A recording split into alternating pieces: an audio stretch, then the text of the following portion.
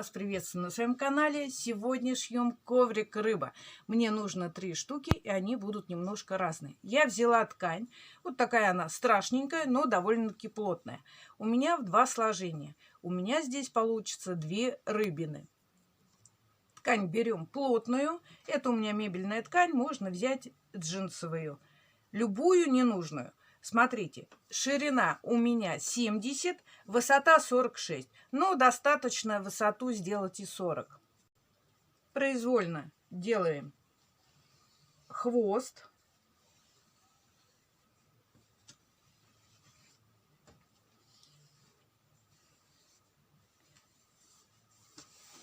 Туловище и делаем скос на голову. Рыбе сделала рот. Вот такой хвост. Ну, что-то я его размахала очень сильно. И нам нужна еще верхняя часть такого же размера. Верхнюю часть я взяла ситец. Я стараюсь использовать всю ненужную ткань, и какой у меня много. Взяла вот такую полоску длинную. Она у меня 5 сантиметров. И теперь мы обрабатываем край. Это в этом варианте. Наша окантовка будет закрыта. Ее не будет все равно видно. С изнаночной стороны прошиваем по кругу. И вот так этот край не подворачиваем, а просто прошиваем. А он у нас будет закрыт. Вот эта вот рыба, идея не моя. Года 3-4 была популярна эта тема на зарубежных каналах. А мне просто хотелось сшить такой коврик. Скоро 8 марта, я подарю девчонкам. Прошила по изнанке. Длина примерно составила 2,20 при ширине 5. И еще, смотрите, вот они наши углы. Когда мы будем выворачивать, чтобы у нас не было никаких складок, надо сделать здесь надсечку. Просто немножечко, миллиметрика 3 вы разрезаете. Если вам не нужны вот эти вот уголочки, также можно срезать. И теперь мы выворачиваем на лицо и просто прошиваем. Когда вы будете прокладывать строчку, возьмите в тон нитку в нижней стороне, потому что он будет проходить вот здесь, его будет видно. Я взяла рюмку. Взяла картон, сделала трафарет, вот такой вот кружочек, чтобы мне на ткани не рисовать каждый кругляш. А вот моя ткань, мебельная, она не крошится, она хорошая, плотная, но я буду ориентироваться остатков цветовой гаммы, потому что одного цвета мне все равно не хватит. Вот из них мы вырезаем кружки.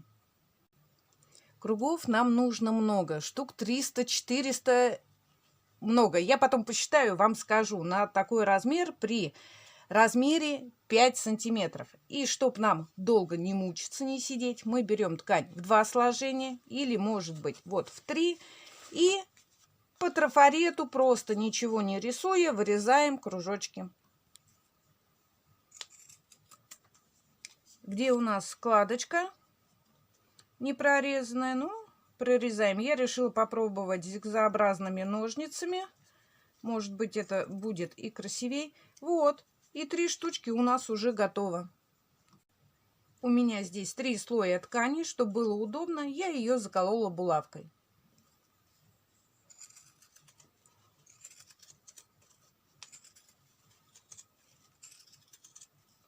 Вот эти вот обрезки я не выкидываю. Я потом, может быть, их использую и в пицце. Вот этот вот мусор. Чтобы мне не переставлять камеру, я вам покажу вот с этого ракурса. Вырезала я кружки, но я ориентировалась на ткань. У меня нету большого полотна одной цветовой гаммы.